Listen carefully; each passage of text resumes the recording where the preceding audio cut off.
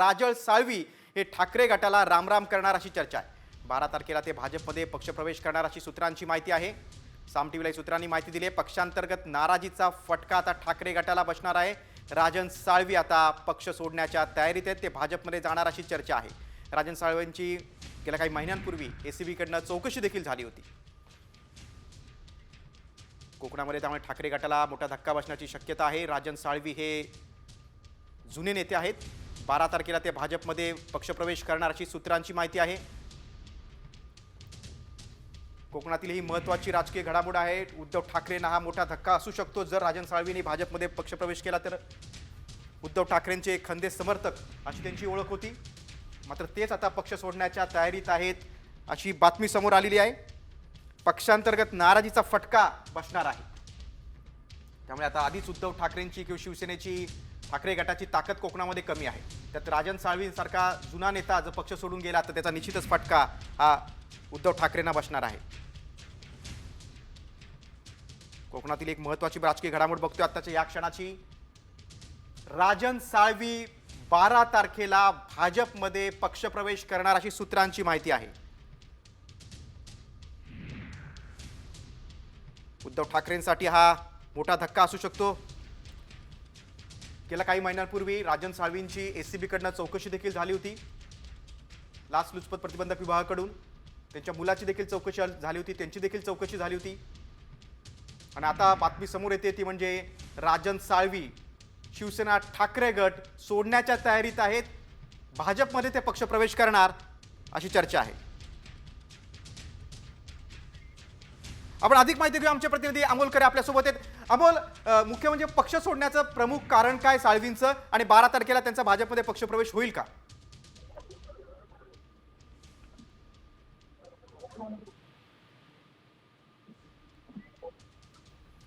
अमोल, माझा आवाज तुझ्यापर्यंत पोहोचतोय?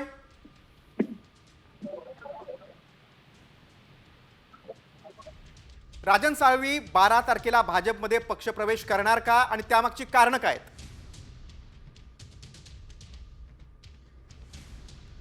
अमोल, यांच्यापर्यंत आपला आवाज पोहोचत नाही, पण आत्ताची कोकणातील ही सर्वात महत्त्वाची राजकीय घडामोड आहे। राजन साळवी ठाकरे गटाचे नेते आहेत।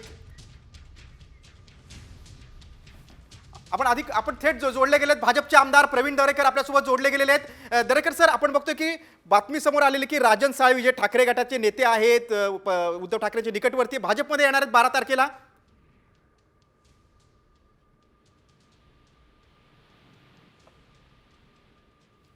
हॅलो, हा, माझा आवाज पोहोचतोय सर? हा पोचतोय। राजन साळवी भाजपमध्ये प्रवेश करणार अशी बातमी समोर आलेली आहे, 12 तारखेला पक्षप्रवेश करणार आहेत, तुमची काय माहिती? एक लक्षात ठेवा, राजन साळवी हार्डकोर शिवसेनेचा शिवसैनिक आहे, बाळासाहेबांच्या मुशीतला तयार झालेला।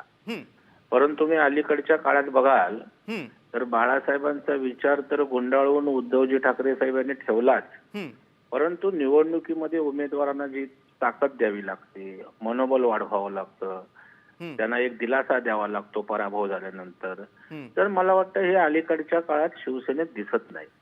बाळासाहेब जिंकलं तरी कौतुक करत होते, हरलं तरी पाठीवर हात फिरून पुन्हा त्याला कामाला लावत होते, परंतु ते आता दिसत नाही। आणि मग अशा वेळेला जो सामाजिक कार्यकर्ता आहे, कारण शिवसेनेतला प्रत्येक कार्यकर्ता सामाजिक भाजपमध्ये ते येणार का 12 तारखेला? नाही, आता मला याची कल्पना नाही, परंतु आलं तर त्याचं स्वागत होईल, कारण भारतीय जनता पार्टी हा पक्ष त्या ठिकाणी सिरियसली काम करतो। कार्यकर्त्याची कदर आहे, क्षमतेची गुणवत्तेची कदर आहे, आणि त्याच्यामुळं अशा प्रकारचे कार्यकर्ते जर येणार असतील तर त्याचं स्वागतच त्या ठिकाणी होईल। तथापि तिथले आमचे लोकलचे नेते कार्यकर्ते अर्थात त्यांचं मत त्यांना विश्वासात घेऊनच जे काय असेल ते होऊ शकेल, परंतु ते आले तर आश्चर्य वाटणार नाही, कारण सामाजिक चळवळीत राजकारणात काम करणाऱ्या कार्यकर्त्याला चांगलं व्यासपीठ लागतं, चांगला पक्ष लागतो। आणि आता देवेंद्रजींचं लोकप्रिय अशा प्रकारचं सर्वसमावेशक नेतृत्व महाराष्ट्राला लाभलंय, आणि त्याच्यामुळे ते आले तर आश्चर्य वाटायला नको, त्यांचं पक्षात स्वागत होऊ शकतं। दरेकरजी, तुम्ही सविस्तरपणे साम टीव्हीला प्रतिक्रिया दिली त्याबद्दल धन्यवाद।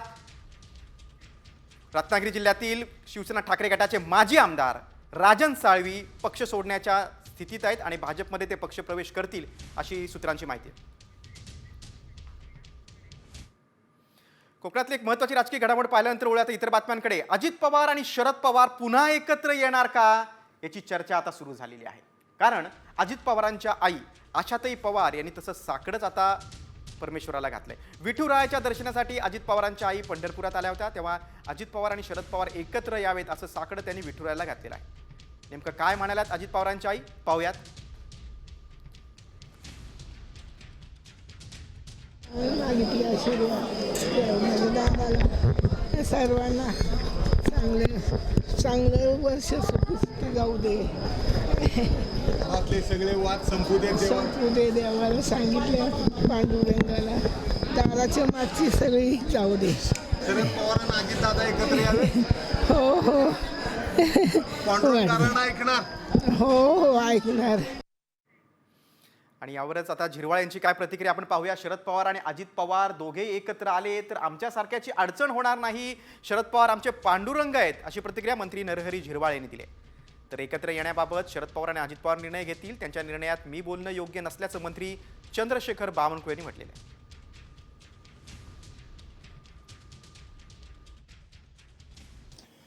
आम्ही तर पांडुरंगालाही साकडं घालू, आपण सगळेजण मिळून घालू, पण पवार साहेबांना पांडुरंगाच्या जागेवर पाहून आपण सगळे मिळून पवार साहेबांनाच विनंती करू का एकत्र जर आलात तर आमच्यासारख्या सर्वसामान्याची जी हेळसांड होते ती होणार नाही, म्हणून ते एकत्र येतील. कारण ते तसे दूरदृष्टीचे आणि समाजाची काय हेळसांड होते हे त्यांना माहीत आहे, म्हणून तसा तो विचार निश्चित केला जाईल असं मला वाटतं. तुम्ही काय प्रयत्न करू यासाठी? मी प्रयत्न करून काय माझं पामराशी काय थोरपण पायाची वाहन पायी बरी आहे, जेवढं होईल तेवढी विनंती करू. माननीय शरद पवार साहेब आणि अजित पवार साहेब यांच्याबद्दलचा निर्णय त्या दोघांनीच घ्यायचा आहे. भारतीय जनता पार्टीकडून ना असण्याचं काही कारण नाही आहे. त्या पक्षाने निर्णय करायचा आहे, त्यांच्या नेत्यांनी निर्णय करायचा आहे, त्यामुळे त्यांच्या निर्णयात मी काही बोलणे योग्य नाही. पुढची बातमी आता बीडमधून. सरपंच हत्या प्रकरणात मोठी अपडेट समोर आलेली आहे. वाल्मिक कराड शरण आल्यानंतर आता सीआयडीचा फोकस आहे तो फरार असलेल्या 3 आरोपींवर.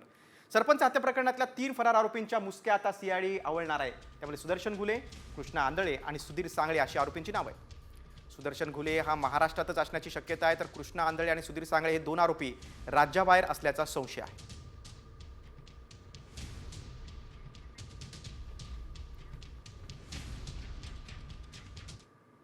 जेलमध्ये जाताच वाल्मिक कराडची तब्येत बिघडलेली आहे. कराडनं रात्रीपासून जेवण घेतलं नाही, तसंच सकाळी नाश्ता देखील केला नाही. वाल्मिक कराडला मधुमेह आणि रक्तदाबाचा त्रास आहे. तर रात्री कराड हा ऑक्सिजन लावून झोपला होता. दरम्यान रात्री डॉक्टरांनी कराडच्या तब्येतीची तपासणी केली. वाल्मिक कराडला 14 दिवसांची सीआयडी कोठडी सुनावण्यात आलेली आहे. मात्र जेलमध्ये कराडची तब्येत बिघडलेली आहे. अगदी चहा पाणी देखील त्यांनी घेतलं नाही, जेवणही त्याला जाईना.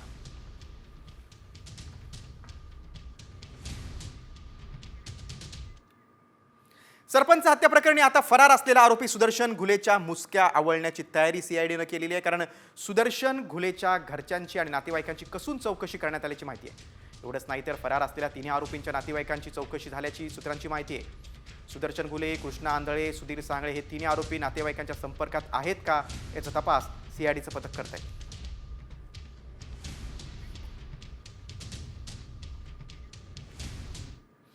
बघा, सुरेश धस यांच्या वक्तव्याकडे आपण बोलूया. सरपंच संतोष देशमुख हत्या प्रकरणात भाजपचे आमदार सुरेश धस यांनी वारंवार बीडचा आका असा उल्लेख केलाय, मात्र त्यांनी कधीही कुणाचं नाव जाहीरपणे घेतलं नव्हतं. मात्र पहिल्यांदाच सुरेश धस यांनी साम टीव्हीला दिलेल्या एक्सक्लुझिव्ह मुलाखतीत हे आका कोण आहेत त्यांची नावं घेतली आहेत. पाहूयात सुरेश धस साम टीव्हीवर काय म्हणाले. छोटे आका म्हणजे वाल्मिकांना यांनी मोठ्या आकांना जर काही फोन बिन केले, मोठे आका म्हणजे धनंजय मुंडे साहेब. म्हणजे आजपर्यंत तुम्ही जे आका म्हणत होता ते धनंजय मुंडे होते. हा मोठे आका. छोटे आका हे वाल्मिकांना. हे आकांनी जर मोठ्या आकाला फोन केला असेल आणि मोठ्या आकांनी जर आदेशित केलं असेल की असं करा किंवा तसं करा, ते आदेशित करतील असं मला वाटत नाही. पण समजा केलं असेल तर मग मोठे आका सुद्धा अडचणीत येऊ शकतात. सरपंच संतोष देशमुख हत्या प्रकरणात आमदार सुरेश धस यांनी मीडियाला प्रतिक्रिया देण्यापूर्वी मुख्यमंत्री देवेंद्र फडणवीसांसोबत चर्चा केली पाहिजे असं मंत्री चंद्रशेखर बावनकुळे यांनी म्हटलेलं आहे. सुरेश धस, संतोष देशमुख यांची हत्या झाल्यानंतर आक्रमक झालेले आहेत, मात्र आता बावनकुळेंनी त्यांचे कान टोचले.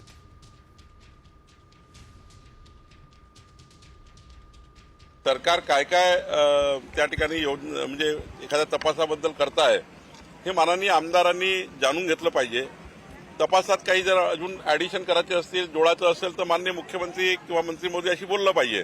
आणि त्यामुळे मीडियामध्ये बोलण्यापूर्वी माननीय मुख्यमंत्री आणि सरकारशी बोलून घेतलं तर मला वाटतं यातून चांगले मार्ग निघू शकतात. आपल्याला योग्य तपासी होऊ शकतं आणि ज्यांच्यावर अन्याय झाला त्यांना न्याय मिळू शकतो. इतर बातम्यांकडे, कोरेगाव भीमामध्ये 207वा शौर्य दिन साजरा होतोय. यंदाच्या वर्षी संविधानाचा अमृत महोत्सव असल्यानं विजयस्तंभावर संविधानाची उद्देशिका लावण्यात आली आहे. विजयस्तंभाला फुलांची सजावट करण्यात आलेली आहे, आकर्षक रोषणाई करण्यात आलेली आहे. विजयस्तंभाला अभिवादन करण्यासाठी लाखो अनुयायी दाखल झाले. शौर्य दिनानिमित्त पोलिसांचा एक तगडा बंदोबस्त ठेवण्यात आला. वंचितचे अध्यक्ष प्रकाश आंबेडकर यांच्यासह लाखो अनुयायांनी विजयस्तंभाला अभिवादन केलंय.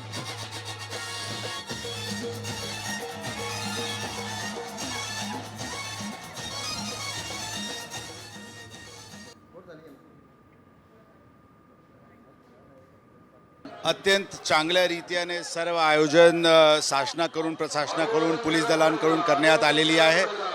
देशाचे वेगवेगळे भागातून, महाराष्ट्राचे वेगवेगळे भागातून जे अनुयायी मोठ्या संख्येने येत आहे, अत्यंत उत्साहात इथे अभिवादन करण्यासाठी येत आहे.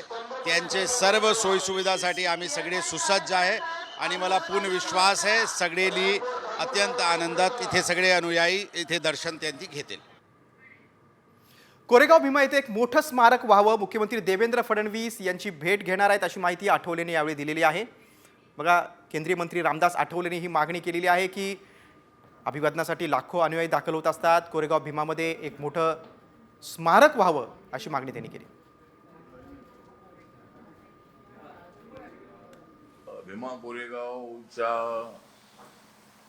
शौर्य गाथेला 207 वर्ष पूर्ण होत आहे आणि आपल्याला माहित आहे की 2000 गेल्या अनेक वर्षांपासून बाबासाहेब आंबेडकर असल्यापासून त्या स्तंभाला त्यांनी भेट दिलेली आहे.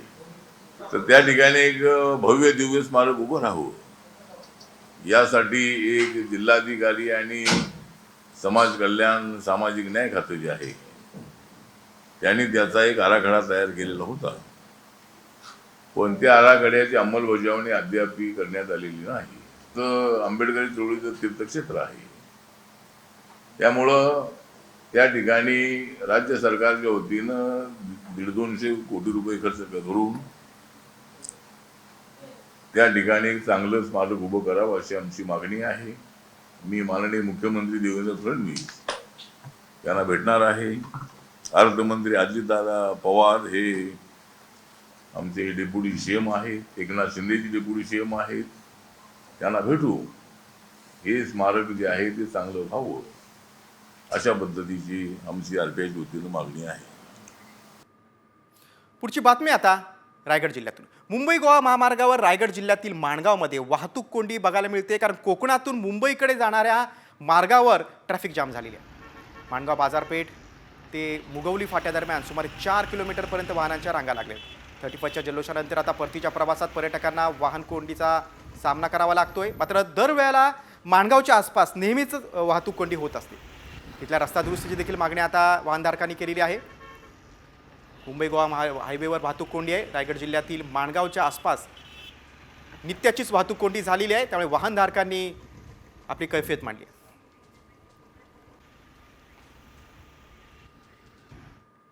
रायगडमधल्या बातम्यानंतर आता राज्यभरातल्या आणखी काय घडामोडींचा वेगवान आढावा घेऊया न्यूज पॉइंट 20 मधून. वाल्मी कराडला खंडणी प्रकरणात 14 दिवसांची सीआयडी कोठडी सुनावण्यात आलेली आहे. हत्या खंडणीचं कनेक्शन असल्याचा सीआयडी वकिलांनी दावा केला.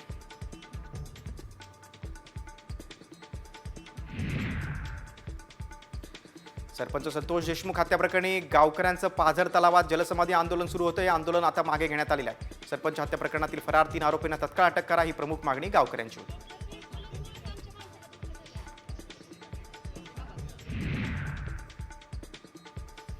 मंत्री धनंजय मुंडेंवर पक्षातलेच वरिष्ठ नेते नाराज असल्याची माहिती आता सूत्रांनी दिलेली आहे. सरपंच संतोष देशमुख हत्या प्रकरण धनंजय मुंडेंना व्यवस्थित हाताळलं नसल्याचं वरिष्ठांचं मत आहे.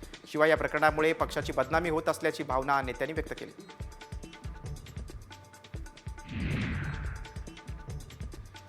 क्रीडा मंत्री दत्तात्रय भरणे यांनी माध्यमांशी बोलताना धनंजय मुंडेंची पाठराखण केली. नेत्याचे मित्र कार्यकर्ते असतात, मित्राने काय केले म्हणून वरच्या नेत्याचा हात असतो असं काही नाही. या प्रकरणी धनंजय मुंडे यांच्यावर आरोप करणं चुकीचं आहे असं दत्तात्रय भरणे यांनी म्हटलेलं आहे.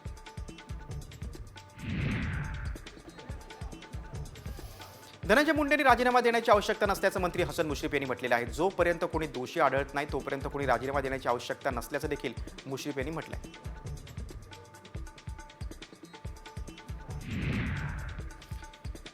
रायगडच्या पालकमंत्री पदावरून रस्सीखेच सुरू आहे असं वाटत नाही अशी प्रतिक्रिया मंत्री भरत गोगावले यांनी दिली. मी सिनियर आमदार आहे, आता मंत्री देखील आहे, त्यामुळे पालकमंत्रीपद मला मिळेल अशी अपेक्षा गोगावले यांनी व्यक्त केली. मंत्री दत्तात्रय भरणे यांनी पुणे जिल्ह्याच्या पालकमंत्री पदाबाबत मोठं भाष्य केलंय. कुणी काही म्हणू द्या, पण पुण्याचं पालकमंत्री फक्त अजित पवार हेच होतील असं दत्तात्रय भरणे यांचं म्हणणं आहे. काही दिवसांपूर्वी पुण्याच्या पालकमंत्री पदाबाबत मंत्री चंद्रकांत पाटील यांनीही सूचक भाष्य केलं होतं.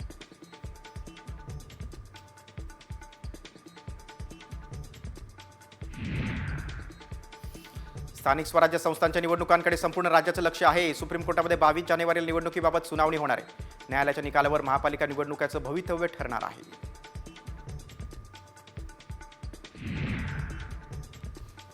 स्थानिक स्वराज्य संस्थांच्या निवडणुकीसाठी सज्ज राहा अशी सूचना राष्ट्रवादीचे प्रदेशाध्यक्ष जयंत पाटील यांनी कार्यकर्त्यांना दिली. तसंच विधानसभा निवडणुकीनंतर पक्षातील लोक सोडून न गेल्यानं जयंत पाटलांनी समाधान व्यक्त केलंय.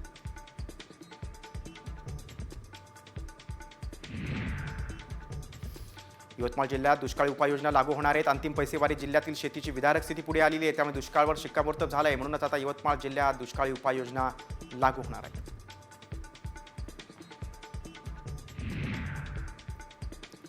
मनमाडमध्ये वातावरणामुळे कांद्यावर बुरशीजन्य रोगांचा प्रादुर्भाव वाढलाय. कांद्याची शेंडी ही पिवळी पडून चाललेली आहेत. कांद्यावर होत असलेला मावा करपा या रोगामुळे शेतकरी त्रस्त झालेत.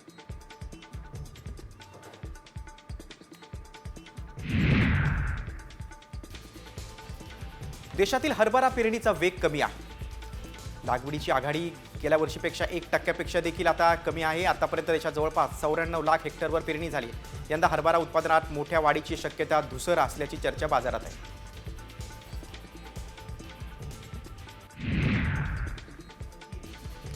बाजारातील हिरव्या मिरचीची आवक कमीच आहे, त्यामुळे हिरव्या मिरचीच्या भावात काहीसे चढ उतार सुरू आहे. हिरव्या मिरचीला सध्या सरासरी प्रति क्विंटल 2000 रुपयांचा भाव मिळतोय. पुढच्या काळात मिरची आवक काहीशी वाढू शकते असा अंदाज आहे. राज्य सरकारनं हमी भावानं सोयाबीन खरेदीसाठी नोंदणीला 6 जानेवारीपर्यंत मुदतवाढ दिली आहे. मात्र खरेदीची मुदत अद्यापही वाढवण्यात आली नाही. राज्यात 14 लाख टन खरेदीचं उद्दिष्ट असताना केवळ 3 टनांचीच खरेदी झाली.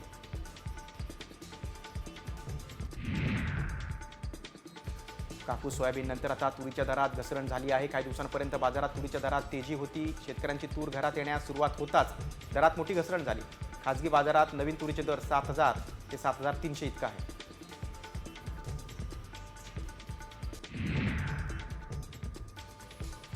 हिवाळा सुरू होताच भाजीपाल्यांसाठी पोषक वातावरण निर्माण झालंय, त्यामुळे बाजारात सध्या ताज्या पालेभाज्या मोठ्या प्रमाणात येतात.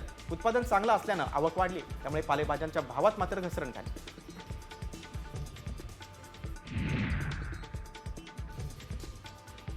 यंदा देशातील हळदीची लागवड वाढली आहे, मात्र पिकाला पाऊस आणि बदलत्या वातावरणाचा फटका बसतोय. उत्पादनात घट होण्याची शक्यता आहे. आज देशातील बाजारात हळदीला 12,000 ते 15,000 रुपयांचा दर मिळतोय.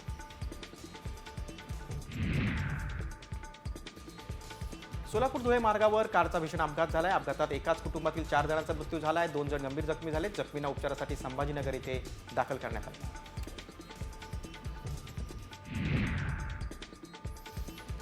नवीन वर्षी देवदर्शनासाठी निघालेल्या भाविकांवर काळानं घाला घातलाय. सोलापुरात स्कॉर्पिओ आणि ट्रकचा भीषण अपघात झालाय. 4 जण जागीच ठार झाले तर 7 ते 8 जण गंभीर जखमी झालेत. सर्व भाविक नांदेडचे असल्याची प्राथमिक माहिती.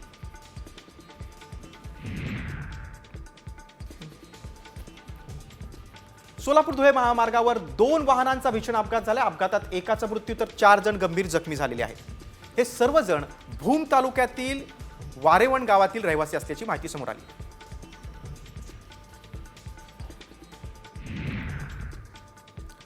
पंढरपुरात विठुरायाच्या मंदिरात गाभाऱ्याला विविध फळांचा वापर करत मंदिराला आकर्षक सजावट करण्यात आली.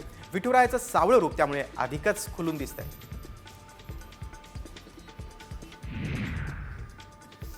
हजारो भाविकांनी आज तुळजाभवानी मातेचं दर्शन घेतलं. रात्रीपासून तुळजाभवानी मातेच्या शाकंभरी नवरात्र महोत्सवापूर्वीच्या मंच की निद्रेला प्रारंभ झाला.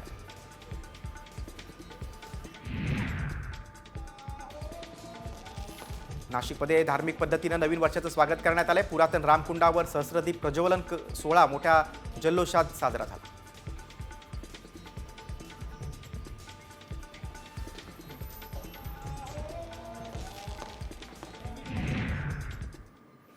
राज्यभरातल्या बातम्यांचा वेगवान आढावा घेतल्यानंतर वळूया आता पुढच्या रिपोर्टकडे.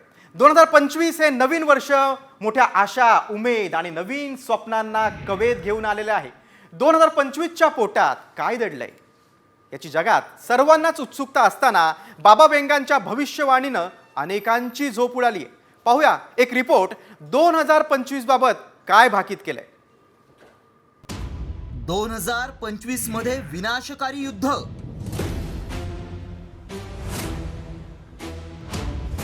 कोण उद्ध्वस्त, कोण उदयास येणार?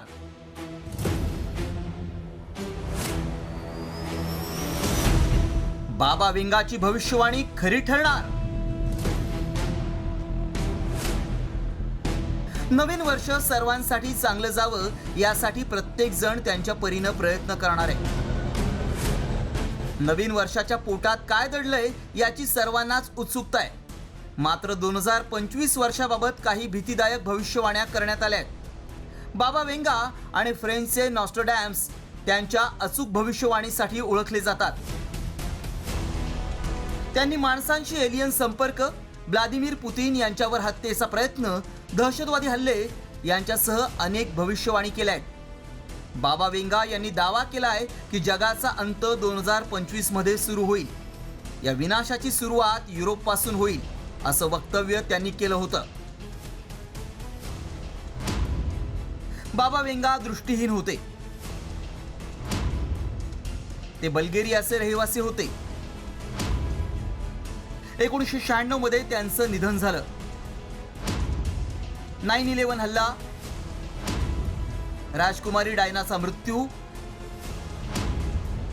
चेर्नोबिल अणुप्रकल्प दुर्घटना, स्टॅलिनचा मृत्यू, सोव्हिएत संघाचं विभाजन, दुसरं महायुद्ध, 2004 मधील त्सुनामी